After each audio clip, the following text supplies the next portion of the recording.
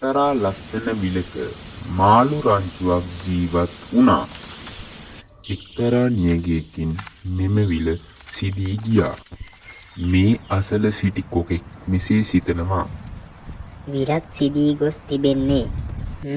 මාළුවන්ට ජලය නොමැතිව තමා මේ දගලන්නේ. මොවුන් රවටවා ආහාරයට ගන්න ඕනි.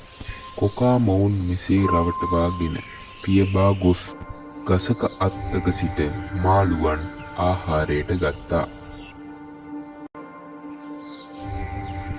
මෙසේ සියලුම මාළුන් කොකා කාදමා නැවත මාළුන් සිටිවිලට පියබා යන්නට එහෙත් විලේ සිටියේ එක් ඉබ්බෙක් පමණ. මේ ඉබ්බාවද මාළුන්සේ කොකා රවටවා ගත්තා. ඉබ්බා බෙල්ලේ රටවාගෙන ටික දුරක් යන විට ඉබ්බාගේ බර වී දෙදෙනා බිමට වැටුණා. ඉබ්බාගේ ශක්තිමත් කටුව නිසා ඉබ්බා බේරුණා. ඒ අසල විලකට ඉබ්බා ගියා. ඒත් කොකා මිය ගියා.